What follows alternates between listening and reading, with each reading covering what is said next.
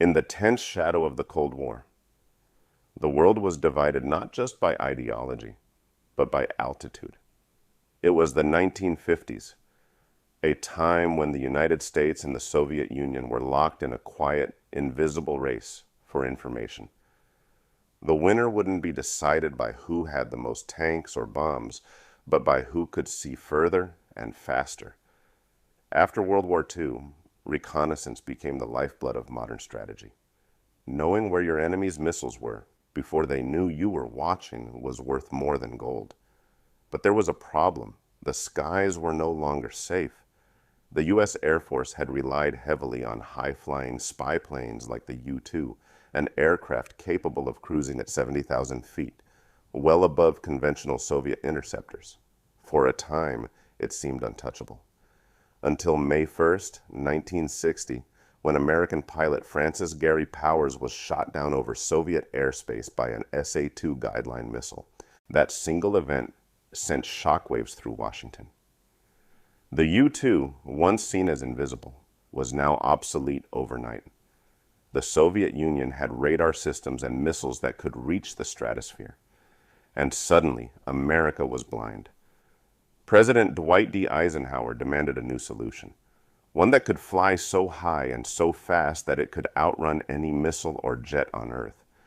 Not just a better spy plane, but a machine that redefined the limits of human engineering. That challenge landed on the desk of a man named Clarence Kelly Johnson, the brilliant, stubborn, and secretive head of Lockheed's Advanced Development Division, better known as the Skunk Works. Johnson was a legend in aviation circles. He had already built the P-38 Lightning, the P-80 Shooting Star, and the F-104 Starfighter, all of which had pushed technology years ahead of their time. But what the CIA was asking for now was something almost impossible. A plane that could cruise at Mach 3, reach 85,000 feet, and remain stealthy enough to slip through enemy radar undetected. Most engineers said it couldn't be done. Johnson said, "Give me the funding and 2 years." Within months, Lockheed's team of less than 150 engineers began working on a project so secret that most of the U.S. Air Force didn't even know it existed. They called it Project Oxcart, the code name for what would eventually evolve into the A-12 and later the SR-71 Blackbird. The A-12, the direct predecessor to the Blackbird, was built for the CIA, not the Air Force. Its purpose was singular: gather intelligence over the most dangerous parts of the world without ever being seen. To do that, Johnson's team had to invent technology that didn't exist yet. At the speeds they were planning, more than 2,200 miles per hour, conventional aluminum would literally melt. The skin of the aircraft had to withstand temperatures over 600 degrees Fahrenheit. Lockheed engineers turned to titanium, a metal that was light, strong, and heat-resistant, but nearly impossible to work with at the time. There was another problem. The U.S. didn't produce enough titanium. The irony? The Skunk Works had to acquire it from the Soviet Union through a series of shell companies that bought the raw material without revealing its true destination. Piece by piece, the A-12 came to life. Long, black, knife-like. Its body was painted in a dark iron ferrite mix that absorbed radar and dissipated heat. Its edges were sharp and elegant, designed not just for speed but survival. When the A-12 first flew in 1962, it shattered expectations. It reached 90,000 feet and speeds exceeding Mach 3.2. Faster than a rifle bullet, faster than any missile designed to hit it. But the A-12 was only the beginning. The CIA's program was limited in scale, and the Air Force wanted a version of its own, one capable of carrying more sensors, flying longer missions, and gathering broader intelligence. In 1964, President Lyndon B. Johnson publicly announced a new reconnaissance aircraft. The A-11 has been developed for the United States Air Force. But that was a half-truth. The real aircraft was already flying in secret. A more advanced, more capable machine, the SR-71 Blackbird. It would soon become the fastest plane ever built, and one of the most mysterious symbols of the Cold War. When the SR-71 project began, even the engineers weren't sure if it could survive its own ambition. Flying at Mach 3 wasn't just about going fast. It was about flying on the razor's edge between the laws of physics and the limits of human imagination. At that speed, air doesn't behave like air anymore. It becomes dense, almost fluid. Friction turns the sky into fire. Most aircraft engines would simply melt, and their wings would tear themselves apart under the stress. The Blackbird's designers had to rethink everything: shape, materials, even how the plane would breathe. The team at Lockheed's Skunk Works, hidden away in a top-secret facility in Burbank, California, were no strangers to the impossible, but the SR-71 forced them into entirely new territory. Every inch of the plane had to be optimized for speed, altitude, and survival. The most iconic part of the Blackbird, its long, needle-like fuselage and inward slanting wings, wasn't designed for beauty. It was designed for thermal expansion. At Mach 3, the aircraft's skin would heat up to over 600 degrees Fahrenheit, causing it to expand several inches in length. When it sat cold on the runway, its panels didn't even fit together properly. Fuel would leak out through the gaps. Pilots joked that the SR-71 was the world's fastest fuel sieve. But once the jet reached cruising speed, the heat would seal the gaps as the titanium expanded. It was a flying paradox. A machine that only held itself together when it was flying fast enough to destroy most other aircraft. Then there were the engines. Most jets used turbofans. Simple, efficient, and stable. But the SR-71's engines were something different. Pratt and Whitney, J58, turbo ramjets. Each engine produced 32,500 pounds of thrust, but the genius wasn't in brute power. It was in transformation. At lower speeds, the J58 behaved like a conventional turbojet. But above Mach 2, its internal airflow changed. The turbo machinery inside began to act more like a ramjet, sucking in air so fast that it compressed itself. By Mach 3.2, roughly 80% of the Blackbird's thrust didn't even come from the engine. It came from the shock cone in the air intake, compressing air with pure speed. That shock cone, the pointed spike in front of each engine, automatically adjusted position in flight, moving in and out by inches to control airflow. If it moved too fast or too slow, the engine would unstart, sending a shock wave through the jet that could flip it sideways in a split second. To fly the Blackbird, you didn't just need skill, you needed nerve. Even the smallest error at Mach 3 could mean death. One pilot described it like this: "You didn't fly the SR-71, you made a deal with it." The materials were just as unforgiving. Nearly 93% of the aircraft was made of titanium alloy, a metal so rare and difficult to weld that Lockheed had to invent an entirely new manufacturing process. Drills shattered, tools warped, and welders had to wear special respirators to handle the toxic fumes. Even testing the fuel required innovation. Standard jet fuel would evaporate or ignite from the heat. So engineers developed a custom formula, JP7, a high flashpoint fuel so stable it could be used to extinguish fires. To ignite it, the SR-71 had to inject a small amount of a chemical called triethylberane, which exploded on contact with air. Every engine start was marked by a bright green flash, a signature of the Blackbird's heart coming to life. Inside the cockpit, things were equally extreme. At 80,000 feet, the sky was no longer blue, it was black, and the curvature of Earth was visible. The pilots wore full pressure suits similar to what astronauts used. Cabin temperature was over 400 degrees Fahrenheit, just inches outside the window. Even at cruising altitude, the SR-71 was never truly safe. It operated on the knife's edge of speed, heat, and pressure. A small malfunction could send temperatures spiraling out of control, melting components mid-flight, yet it kept flying because the need for intelligence outweighed the risks. And the payoff was massive.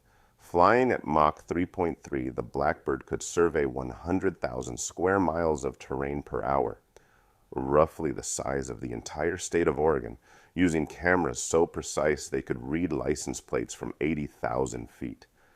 Its sensors mapped radar networks, missile silos, and nuclear test sites with unmatched accuracy. The Soviet Union knew about the Blackbird, and they even tried to shoot it down. But despite over 4,000 missiles launched at it during its service life, not one SR-71 was ever hit. Not once. The Blackbird didn't need stealth in the modern sense. It relied on physics. At its cruising speed of over 2,200 miles per hour, if a missile was detected, the pilot simply accelerated. By the time the missile reached where the plane was, the SR-71 was already 20 miles away. It was, quite literally, too fast to die. But the Blackbird's brilliance came with a cost. Every flight required massive ground support, specialized fuel trucks, maintenance teams, and precision weather tracking. The aircraft's titanium body had to be inspected for microcracks after every mission. Even routine operations were complex and expensive. In 1966, the SR-71 officially entered service with the U.S. Air Force, and from the moment it took to the skies, it became a legend, both feared and admired. It flew over North Korea, Vietnam, the Middle East, and deep along Soviet borders. Everywhere it went, it brought back information that satellites couldn't match. But beneath the triumph, trouble was brewing. As advanced as the Blackbird was, it was also fragile, politically, financially, and technologically. It was a masterpiece that couldn't easily be replaced, but also one that couldn't be sustained forever. And in Washington, not everyone saw the point of keeping it alive. By the late 1960s, the SR-71 wasn't just an aircraft. It was a statement, a black dart that said to the rest of the world, "We can see everything you're doing and you can't stop us." From Vietnam to the Persian Gulf, the Blackbird became the U.S. Air Force's ghost in the sky, appearing where it shouldn't, leaving before anyone could react. The SR-71's first operational missions began during the Vietnam War. Every sortie was a gamble.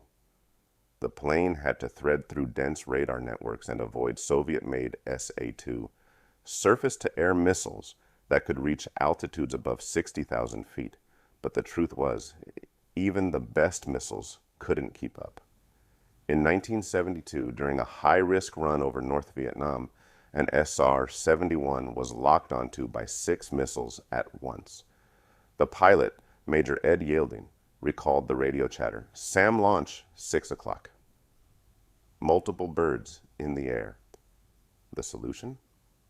Push the throttle forward and climb. Within seconds, the Blackbird was streaking at over Mach 3.2, and the missiles simply ran out of fuel, fading out below like sparks dying in the wind. Yielding later joked, "At that speed, you don't dodge missiles. You just outrun their career aspirations." The real power of the SR-71 wasn't its speed. It was what it could see. Each plane carried an array of optical cameras, infrared sensors, and radar imaging systems that could map entire countries in a single pass. The optical bar camera captured images with a resolution of about 3 feet from 80,000 feet up. An absurd feat for 1960s technology. One Blackbird photo reconnaissance run could cover more ground in an hour than an entire squadron of U-2s could in a day. By 1970, the SR-71 had photographed every major airbase, missile site, and border installation across Eastern Europe, the Middle East, and Asia. It became the invisible architect behind U.S. military planning, influencing troop movements, peace negotiations, and even nuclear strategy. Throughout the Cold War, the SR-71 operated like a myth. Soviet radar operators would catch glimpses of it, a streak moving impossibly fast, altitude unknown, trajectory unpredictable. KGB reports described it as a weapon of psychological warfare, because even if the Soviets knew it was there, they couldn't touch it. And that helplessness was its own kind of power. Despite thousands of attempts, no SR-71 was ever shot down. The closest call came in 1981 when an SR-71 was targeted by a MiG-25 Foxbat over Libya. The MiG launched a missile from maximum range and missed by 40 miles. In the pilot's logbook, the entry was short and smug. Mach 3.2, altitude 82,000 feet. Foxbat tried, bless its heart. But being untouchable came with a price. Every SR-71 sortie cost around $200,000. And that's in 1980s money. Each aircraft required a support team of over 100 people, specialized tanker planes for refueling, and preheated fuel systems. The Blackbird's fuel, JP7, couldn't ignite without chemical assistance. Even maintenance was a nightmare. One engineer famously said, if you could afford to maintain an SR-71 in your garage, you couldn't afford the garage. Then came satellites, cold, silent, and cheap. By the late 70s, orbital reconnaissance had improved dramatically.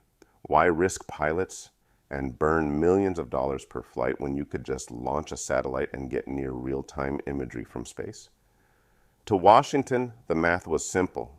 To the pilots, it was betrayal. The SR-71 continued its service into the 1980s, operating mostly out of Beale Air Force Base and Kadena Air Base in Okinawa, Japan. Its missions became rarer, more selective, and increasingly political. By 1989, the Air Force decided to retire the entire fleet, claiming it was too costly and unnecessary in the age of satellites. But when tensions flared again during the Gulf War and later over North Korea, the same people who ordered it retired suddenly wanted it back. In 1995, NASA briefly revived 2 Blackbirds for high-altitude research, measuring ozone levels and testing sensor technology. Even then, the aircraft was decades old, yet still faster and higher than anything else in the sky. But the writing was on the wall. By 1999, the final SR-71 flight took place. The aircraft that once flew 3 times faster than sound was now destined for museums, silent, grounded, and immortal. To this day, nothing has matched the SR-71's combination of speed, range, and altitude. Even modern stealth aircraft like the F-22 and B-2 Spirit can't reach its velocity or operational ceiling. NASA and the U.S. Air Force have both admitted that no aircraft currently in service could perform the same global reconnaissance missions as the SR-71, at least not publicly. Rumors persist of a successor, the SR-72, a hypersonic drone capable of Mach 6, powered by scramjet technology. But as of now, the Blackbird's true heir remains classified, or perhaps still a dream. For the men who flew it, the SR-71 was more than a machine. It was a rite of passage. They wore spacesuits, carried cyanide tablets in case of capture, and flew through the upper atmosphere alone. One pilot described the experience best. When you're up there, at 80,000 feet, the sky isn't blue, it's black.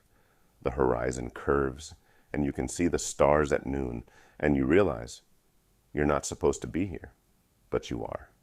The Blackbird wasn't just an airplane. It was proof of what happens when ambition ignores common sense. It was the product of a Cold War fever dream. A machine that shouldn't have worked but did spectacularly. It outflew missiles, outlasted logic, and outlived the era that created it. And maybe that's why no one's tried to truly replace it, because you can't recreate a miracle. The SR-71's engines may have gone silent, but its echo never stopped. Even decades after retirement, the Blackbird remains one of the few machines people still whisper about as if it's alive somewhere, hiding in a hangar, waiting for orders that never come. For most aircraft, retirement means irrelevance. For the SR-71, it meant legend. When the last flight landed in 1999, aviation enthusiasts gathered just to hear that metallic whine fade into silence. The pilot shut down the twin Pratt and Whitney J-58 engines one final time, and for a moment, the ground crew just stood there, staring at a jet that had literally outrun its own story. In the years that followed, the Blackbird's influence only grew. NASA used its data to refine hypersonic research. Its heat-resistant titanium skin inspired the design of the space shuttle's thermal tiles. Even its flight computers, primitive by today's standards, were early experiments in modular avionics, the same concept that powers modern fighter jets. The SR-71 became the blueprint for the future, even if that future hasn't quite caught up. Rumors of a successor have swirled for years. Some say Lockheed never really stopped, that deep within the Skunk Works, the engineers who built the Blackbird were quietly designing it air, a ghost called the SR-72. Unlike its predecessor, the SR-72 wouldn't need a pilot. It would be unmanned, powered by a turbine-based combined cycle engine, part jet, part scramjet, capable of speeds near Mach 6, twice the Blackbird's velocity, twice the insanity. Lockheed has hinted that such a vehicle exists. They've even shown concept art. But as with everything born from the Skunk Works, truth and myth are twins. For now, there's no proof. Just a trail of suspicious test flights, sonic booms over California, and government silence. If the SR-72 is real, it would be the natural evolution of a machine that never had a ceiling. But the original Blackbird doesn't need a sequel to stay relevant. Every pilot who flew it described the same feeling: awe. Not fear, not adrenaline, awe. The kind that comes from realizing you're traveling faster than a rifle bullet, 30 kilometers above the planet with the curvature of Earth stretching beneath you like a living map. The Blackbird didn't just collect intelligence. It made humans temporarily godlike. It saw the world not as borders or battlefields, but as geometry, flight paths, thermals, and escape vectors. Today, those who worked on it are old men telling impossible stories that all happen to be true. They talk about the titanium that warped during flight, the fuel that leaked on the runway until the plane heated up and sealed itself, and the fact that no matter how hard you pushed it, the Blackbird always had more to give. One pilot said, "You never reached the SR-71's limit. You only reached your own." Its cultural shadow is enormous. The Blackbird appears in video games, films, and even comic books as shorthand for untouchable speed. When something in pop culture needs to look impossibly advanced, from the X-Men's jet to NASA concept art, it borrows the Blackbird silhouette. And maybe that's fitting. The SR-71 was always part science fiction, even when it was real. For the older generation of engineers, it represents an era when impossibility wasn't an excuse. It was a challenge. When technology was built by people who sketched on napkins, bent metal by hand, and trusted intuition over simulation. For the younger generation, it's proof that faster, higher, better isn't just marketing, it's achievable. You just have to be willing to melt the rules, literally. There's an old saying among Blackbird crews: we didn't build it to last forever. We built it because no one else could. And that's probably the truest summary of the SR-71's legacy. It was born in fear, flew in secrecy, and died a legend. It didn't need to drop bombs or fire missiles. Its weapon was information delivered at 3 times the speed of sound. Today, its remains sit quietly in museums, black, angular, timeless. Tourists walk around them, take photos, read plaques, but if you stand close enough, you notice something strange. Even when it's standing still, the Blackbird looks like it's moving. Maybe that's the real reason it's never been replaced. Because it was never just a plane. It was a reminder of what happens when humanity stops asking, can we? And starts saying, oh, watch us.